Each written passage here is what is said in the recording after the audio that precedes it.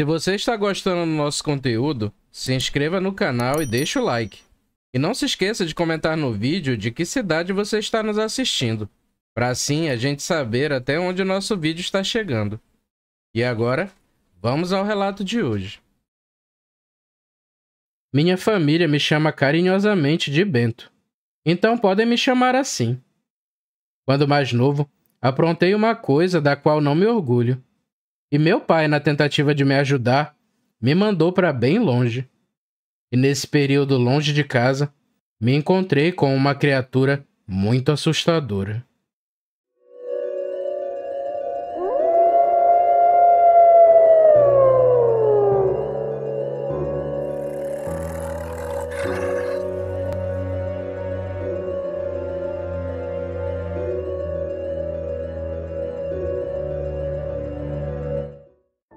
Quando somos jovens, temos o terrível costume de achar que sabemos de tudo, independente da geração. Com o perdão da palavra, a burrice atravessa gerações, e comigo não foi diferente. Quando comecei a namorar, pensei que poderia dar uma de Dom Juan, e como eu era um jovem garboso, não era difícil sempre estar cercado de garotas. E em meio a esses namoricos, eu conheci uma linda mulher, e vamos chamar aqui de Gabriela. Gabriela era uma mulher mais velha, mas isso não diminuía em nada sua beleza. Ela tinha mais de 30 anos. Quanto a mim, estava na casa dos 20. Mas Gabriela era tão jovial que não perdia em nada para uma moça mais nova.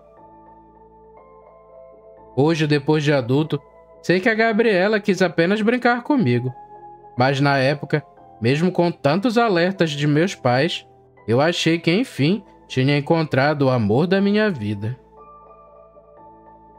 Foi uma paixão avassaladora, e eu estava completamente cego de amor por ela. Ela nunca colocava dificuldades para me ver ou para marcar encontro, e por algumas noites ainda conseguíamos dormir juntos. Esse namorico durou mais ou menos uns 6 meses. E após esse tempo, para minha surpresa, eu descobri que a Gabriela era uma mulher casada. Na época, eu não queria acreditar. A Gabriela era uma mulher que sempre tinha disponibilidade para me encontrar. Não usava aliança e sempre andava livremente comigo na rua. O fato de ela ser casada por si só já era ruim, mas para piorar, o marido dela era policial, e não demorou até que eu recebesse ameaças contra a minha vida. Certa vez, ele e seus colegas até me prenderam, e eu recebi umas boas porradas para me afastar dela. Dessas porradas, quase Jesus me chama, e as ameaças ficaram mais intensas. Além de mim, meus pais também estavam sendo ameaçados. E se pensam que a Gabriela se afastou, estão enganados. Hoje sei que aquela mulher queria era ver o circo pegar fogo. E eu, besta, apesar de passar por tudo isso, ainda amava ela, e sempre acreditava em suas falsas palavras. A gota d'água foi que quando meu pai sofreu um suposto acidente, muito estranho, mas sabíamos que não era bem assim. Após esse episódio, meu pai decidiu me mandar embora daquela cidade e me comunicou que eu ia morar e trabalhar com meu tio Francisco. Ele era irmão do meu pai e um tio que eu tinha grande estima e sempre me contava inúmeras histórias quando eu ainda era criança. Meu tio Francisco tinha o seguinte trabalho: ele tinha um barco de pequeno porte e fazia várias entregas e vendia mercadorias pelas comunidades ribeirinhas do Amazonas. Meu tio já era um homem mais velho e precisava de ajuda, já que seu ofício exigia carregar muito peso. Eu fui embora escondido daquela cidade e depois de uns 3 dias, enfim encontrei meu tio. Ele me aconselhou bastante sobre tudo que eu tinha passado, mas me disse que tudo ia passar com o tempo. Eu sou um homem que não tem medo do trabalho, e fui rápido em me adaptar àquela rotina. A gente ia de comunidade em comunidade, vendendo as mercadorias. O trabalho era literalmente pesado, já que eu carregava bastante peso. E assim, os meses foram passando. Certa vez, eu e meu tio fomos a uma pequena comunidade, e nesse trajeto também íamos entregar algumas encomendas para uma comunidade mais abaixo do rio. Mas para nossa infelicidade, uma peça do motor do barco estragou, e aquela situação tinha que ser resolvida. Então meu tio me deu uma ordem de que eu ficasse no barco e ele iria até a cidade mais próxima, comprar essa peça e voltaria no dia seguinte. Quanto a mim, teria que dormir no barco, até mesmo para vigiar as mercadorias. Ali, a comunidade era bem pequena, então eu estava tranquilo. Cedo da noite eu jantei e baixei as lonas do barco, mas ainda custei muito a dormir. Depois das 10 da noite, eu dei um cochilo, mas logo despertei, pois pensei ter ouvido um barulho estranho, vindo do lado de fora do barco.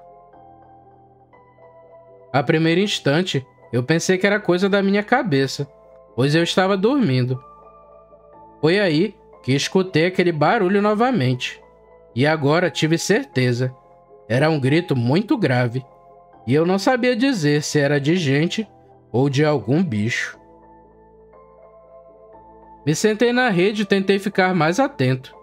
Os gritos vinham de longe, de dentro da mata. Curioso, eu me levantei da rede e resolvi sair do barco, e fiquei do lado de fora. Bem do lado do barco tinha uma pequena ponte, e à sua frente era um descampado.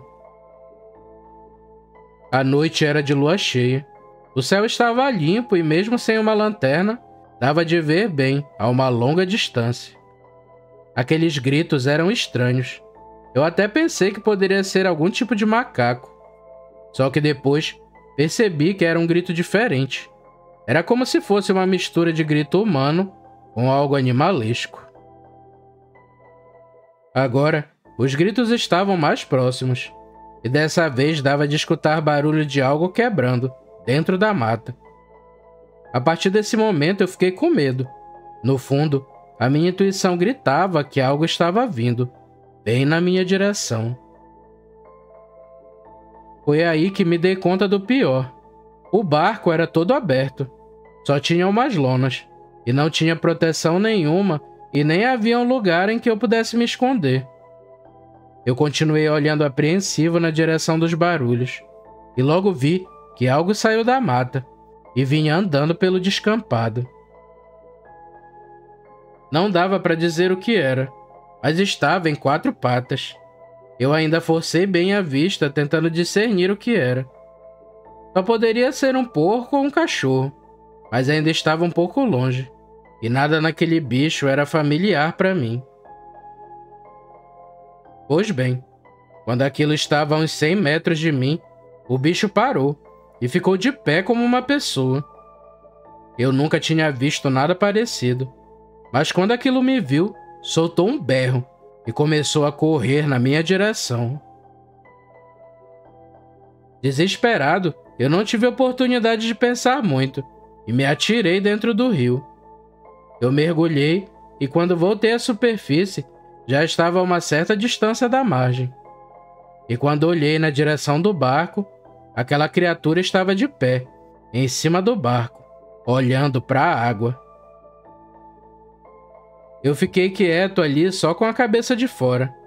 Ele ia de um lado para o outro, sempre olhando para o rio, como se estivesse me procurando. Só que eu tinha mais de um problema.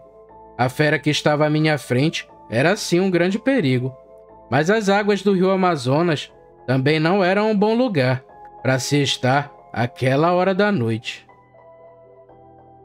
Eu me movia o mínimo possível, só para me manter na superfície, morrendo de medo de atrair outro animal. O lobisomem era muito esperto. Teve uma hora em que ele saiu e parecia ter ido embora, mas um tempo depois voltou até o barco por outro lado, como se estivesse esperando que eu voltasse para lá. Não sei ao certo quanto tempo se passou, mas pareceu que o lobisomem desistiu e foi em direção à mata, e depois disso, tudo ficou em silêncio.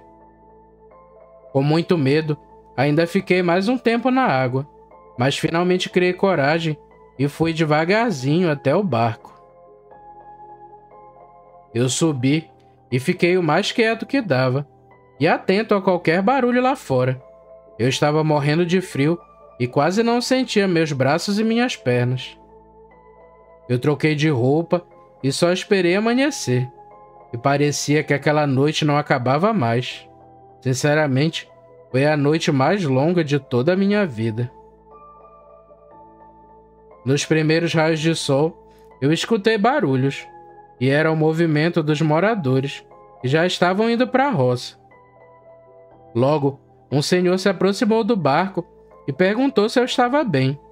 Eu fui sincero e contei a ele o que havia acontecido.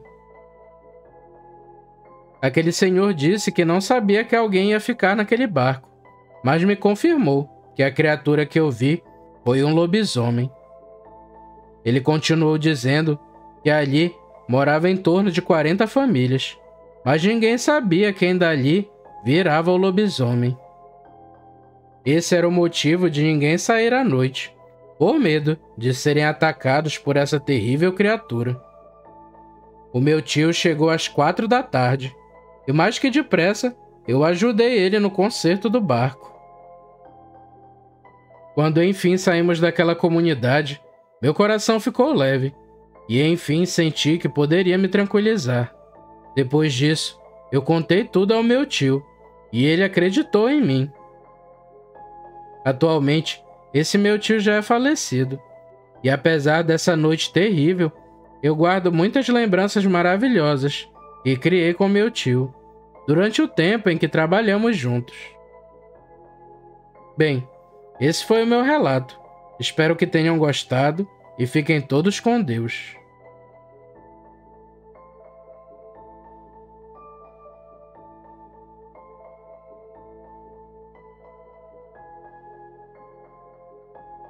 Se você gostou do vídeo, não se esqueça de se inscrever no canal e deixar o like. É um pequeno gesto para você, mas uma grande ajuda pra gente. Nos vemos no próximo vídeo, pessoal. Fiquem com Deus e tchau!